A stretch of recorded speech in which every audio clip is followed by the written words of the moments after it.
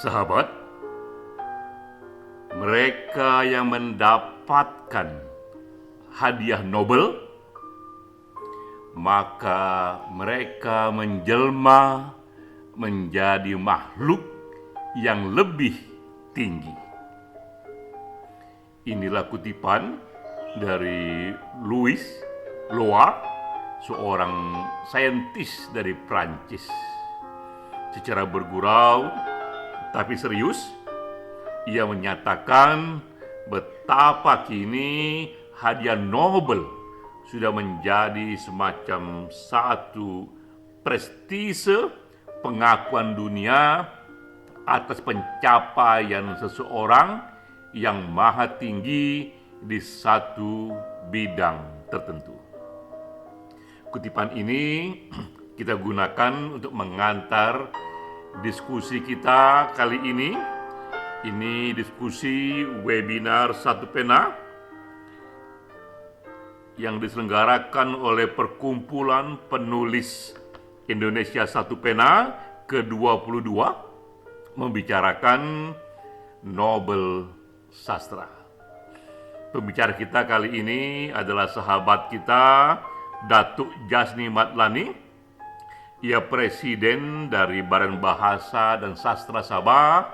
Ia juga presiden dari komunitas puisi esai ASEAN yang juga banyak mendalami soal Nobel Sastra.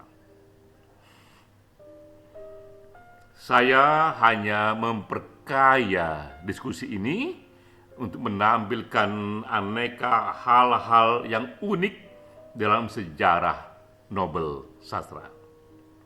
Saya mulai dulu dari berita dari BBC News yang menanyakan mengapa penghargaan Nobel ini begitu penting. Nobel Prize, why are they so important?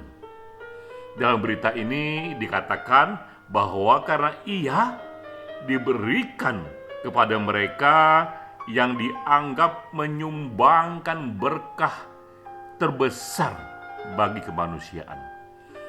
Jadi mereka mendapatkan Nobel itu karena dianggap oleh tim juri di bidangnya mereka memberikan berkah terbesar bagi kemanusiaan. Ini adalah kutipan langsung dari Alfred Nobel. Dialah yang pertama kali mencetuskan penghargaan ini, dan harta karun Alfred Nobel pula yang digunakan untuk memberikan hadiah ini. Maka sejak tahun 1901 diberikanlah hadiah Nobel untuk 6 bidang. Siapa yang menduga? Di sini uniknya. Siapa yang menduga hadiah yang kini 120 tahun kemudian dari hadiah pertama Nobel diberikan, yang begitu bergengsi, siapa yang menduga awalnya hadiah ini dimulai oleh berita yang salah. Itu berita yang dimuat oleh French newspaper di tahun 1888. Dalam berita koran itu dinyatakan bahwa Alfred Nobel telah wafat. Ini berita yang pasti salah karena yang membaca berita ini adalah Alfred Nobel sendiri, yang sebenarnya wafat adalah kakak kandungnya. Namun berita ini memberikan efek yang besar padanya karena dalam berita ini tone-nya, suasana beritanya, isi beritanya itu sukacita dan sinisme dari pihak media yang juga bergema di publik luas, yang menyatakan bahwa pedagang kematian itu sudah wafat. Betapa kagetnya Alfred Nobel, ia dilabel sebagai pedagang kematian. Apa yang terjadi? Alfred Nobel terkejut dan sedih mendalam. Akibat berita ini, ia mengetahui akibatnya bahwa ternyata inilah persepsi publik atasnya, padahal selama ini ia merasa ia seorang ilmuwan ia menemukan teknologi dinamit, dan memang ia kaya raya karena penemuan ini, dan itu sah saja, ia punya hak paten, dan dinamit digunakan di mana-mana. Dan menurut dia, ia menyumbangkan banyak hal dengan dinamit ini. Gara-gara dinamit inilah gunung bisa dipecah, sehingga akhirnya gunung itu bisa dibuat terowongan, dan ada jalan ke sana melewati kaki gunung karena sudah menjadi terowongan akibat dinamit yang ia ciptakan. Tapi mengapa ia dibenci? Nah, ternyata ketika teknologi dinamit itu ia temukan, juga di luar kontrolnya, dinamit pun digunakan untuk perang dan menjadi mesin pembunuh yang minta ampun hebatnya di zaman itu. Di era itu orang berperang hanya dengan senapan atau dengan senjata tajam. Kematian yang disebabkan oleh senapan, oleh senjata tajam tidaklah begitu parah. Tapi ketika dinamit digunakan untuk membunuh, maka kematiannya begitu besar dan tubuh pun bisa tercabik-cabik, terpotong-potong. Sehingga itulah yang ada di benak publik luas dan media, bahwa Alfred Nobel menemukan teknologi untuk membunuh, dan membunuh secara parah sekali. Dan juga akibatnya Alfred Nobel menjadi kaya raya, sehingga ia digelari ia seorang pedagang kematian. Apalagi di era itu, kata pedagang itu konotasinya sangat negatif. Itu hanya dilabelkan pada orang-orang yang dianggap kerjanya hanya mencari untung saja, mencari laba saja, tak peduli bahwa apa yang dia cari laba itu membunuh banyak orang. Lalu Alfred Nobel bersedih hati, setahun sebelum wafat ia kumpulkan keluarganya. Ia kumpulkan para ahli hukum yang ia sewa, dan ia berkata, apa gunanya harta karun yang saya peroleh? Apa gunanya teknologi yang saya temukan jika nama saya begitu buruk di mata publik luas, dan saya tak ingin anak saya, cucu saya, anak cucu saya ikut menanggung beban dari buruknya nama saya ini. Karena itu ia katakan, saya ingin membersihkan reputasi saya, dan ia minta keluarganya untuk sukarela.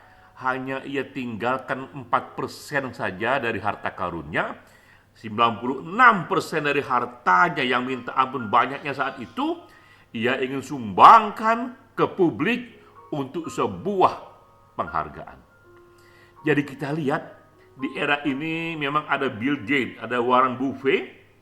Di abad 21, mereka membuat pledge kepada semua pengusaha, mari berbondong-bondong kita memberikan 50% dari harta kita untuk publik luas. Sebelum Bill Gates, 120 tahun sebelum Bill Gates, sebelum Warren Buffett, Alfred Nobel sudah mengerjakannya. Tidak hanya 50% dari hartanya, tapi 96% dari hartanya ia sumbangkan untuk dana abadi bagi kemanusiaan. Nah, inilah situasinya, bahwa hartanya itu 120 tahun yang lalu nilainya 2 triliun rupiah. Itu pun sudah nilai yang besar sekali. Lalu terbentuklah panitia akibat dari wasiat Nobel ini. Mereka memikirkan aneka cara agar dana 2 triliun ini tidak habis untuk memberikan penghargaan, tapi menjadi dana abadi. Karena itulah dana Alfred Nobel ini juga disetujui oleh pemerintah Swedia, akhirnya diputar juga, ditanamkan juga ke dalam bisnis agar tumbuh berkembang. Maka dana 2 triliun ini sekarang sudah menjadi berlipat-lipat, karena sebagian ditanamkan di saham, sebagian ditanamkan pada properti. Akibatnya ia menjadi satu dana yang terus tersedia untuk diberikan penghargaan tahun per tahun. Dan Nobel berpesan bahwa dananya hanya untuk mereka yang dianggap berjasa bagi kemanusiaan. Jadi kata kemanusiaan di sini begitu penting bagi Nobel karena selama ini ia dianggap pedagang kematian dan ia ingin membalikkan itu bahwa ia pecinta pada nilai-nilai manusia. Karena itu ia berikan 96% hartanya bagi siapapun yang memberikan berkah tertinggi untuk kemanusiaan, dan ditetapkanlah itu untuk 6 bidang. Di bidang kimia, penemuan-penemuan di bidang kimia, fisika, kedokteran, ekonomi, perdamaian, dan sastra. Ini hadiah yang diberikan setiap tahun.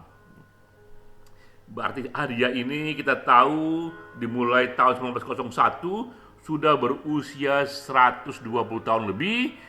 Tradisi yang panjang inilah yang membuat hadiah Nobel dibandingkan hadiah lain di seluruh dunia menempati posisi yang sangat khusus. Nah, untuk bidang sastra, Nobel sastra pertama kali diterima oleh sastrawan Prancis di tahun 1901 bernama Jules Prudhomme. Ini saya tak tahu bagaimana mengejanya. Ia adalah seorang sastrawan Prancis. Nobel pertama diberikan pada sastrawan dari negara Prancis. Kini sampai tahun 2021 sudah 118 Nobel sastra diberikan. Selama 120 tahun sudah 118 Nobel sastra diberikan. Kita lihat data di sini bahwa 6 negara yang paling sering memperoleh Nobel. Sastrawan dari 6 negara ini sangat sering menerima Nobel. 50% dari Nobel sastra yang ada diberikan kepada sastrawan dari 6 negara ini. Pertama adalah Prancis, sudah 15 sastrawan. Lalu ada Amerika, 13 sastrawan. United Kingdom, 11 sastrawan. Jerman, 9 sastrawan. Swedia, 8 sastrawan. Dan Polandia, 6 sastrawan. 6 negara ini saja totalnya sudah memperoleh 50% dari hadiah Nobel. Justru karena itulah banyak kritik mengatakan bahwa hadiah Nobel sastra ini dia Eropa sentris atau Western sentris, karena begitu banyak sastrawan yang berbahasa Inggris atau yang berbahasa Prancis yang mendapatkan hadiah Nobel ini.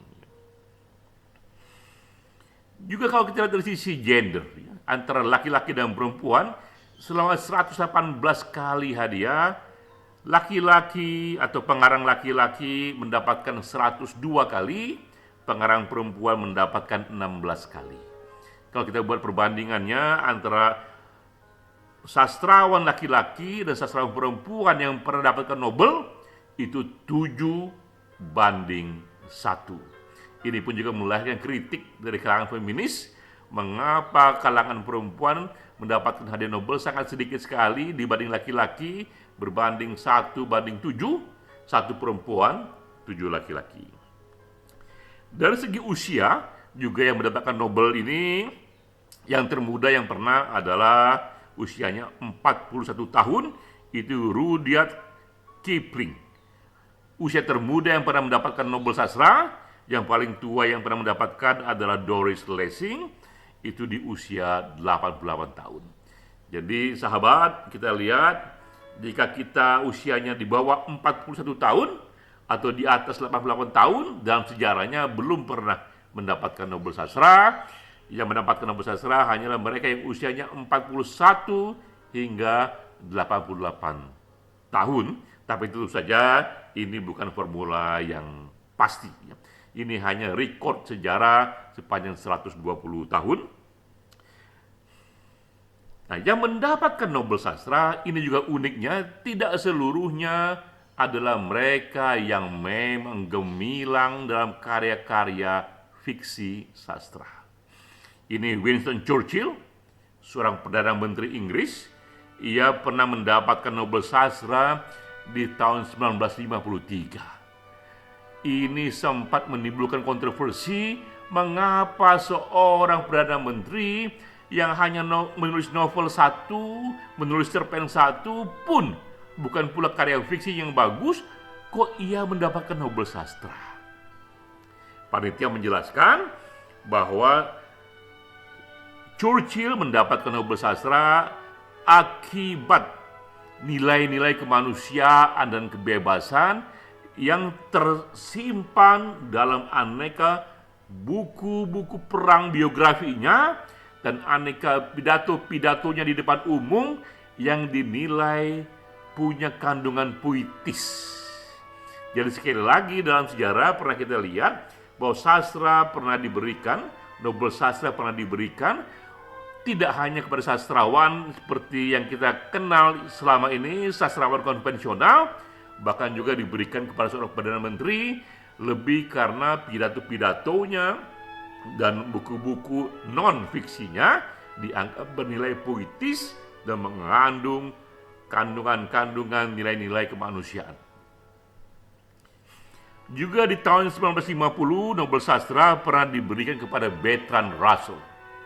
Sekali lagi, ini juga bukan karena karya-karya sastra dari Bertrand Russell, tapi karena nilai kemanusiaan dan kandungan kebebasan berpikir dari tulisan-tulisan Bertrand Russell.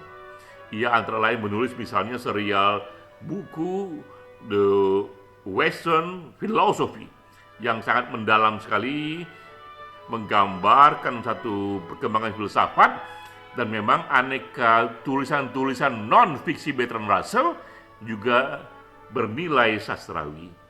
Ia mendapatkan Nobel Sastra sekali lagi bukan karena karya sastranya, tapi karena karya-karya non-fiksinya yang dianggap bernilai sastrawi dan mengandung nilai-nilai tinggi, kebebasan, dan kemanusiaan. Hal yang sama dengan Bob Dylan. Ia pun memperoleh Nobel Sastra di tahun 2016. Juga Bob Dylan tak pernah mempublikasikan novel, juga tidak cerpen, juga tidak puisi, juga tidak drama. Ia adalah penulis lagu dan penyanyi yang amat terkenal, membuat legenda dan tradisi panjang di Amerika Serikat. Tapi toh ia yang dipilih mendapatkan Nobel Sastra karena sekali lagi menurut panitia Nobel ini akibat lirik-lirik lagu Bob Dylan itu lirik yang sangat puitis, karena ekspresi puisi terasa dalam berbagai lirik-lirik lagu Bob Dylan. Kita melihat di sini dalam sejarah bahwa hadiah Nobel Sastra acap kali kadang-kadang juga tidak benar-benar bersandar pada karya-karya sastra seperti yang kita kenal, tapi juga lebih kepada satu sumbangan individu yang kuat untuk nilai-nilai kemanusiaan, kebebasan dalam aneka tulisan yang bahkan non-fiksi sejauh itu dituliskan secara puitik yang dianggap punya kandungan sastrawi. Lalu bagaimanakah caranya untuk memenangkan Nobel Sastra? Ini kita dengar pandangan dari Duke Sara Danius. Ia Permanent Secretary dari Swedish Academy. Ini pandangan orang dalam, jadi inside story. Pada satu pidatonya, ini Duke Sara Danius ini memberikan rahasia secara umum bahwa mereka yang menang Nobel Sastra itu 3 kriterianya.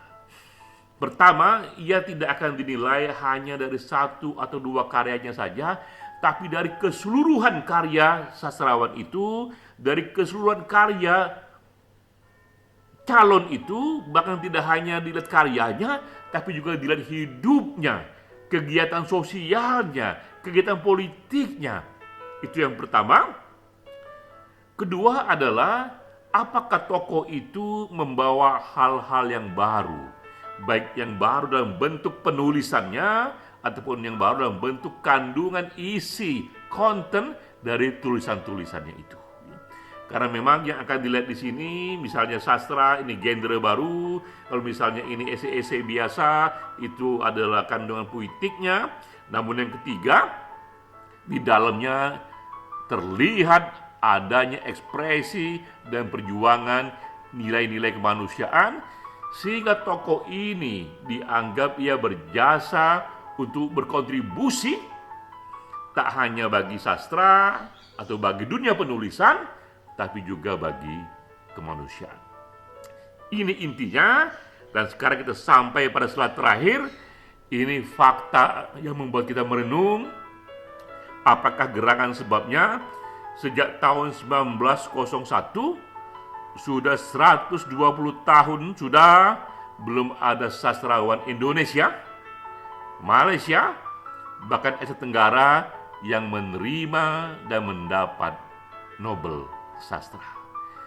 Ini renungan kita, pertanyaan kita, karena kita meyakini Indonesia, Malaysia, Asia Tenggara itu adalah budaya yang besar, budaya yang panjang, yang sebenarnya layak pula sastrawan di sana, penulis di sana mendapatkan hadiah sastra.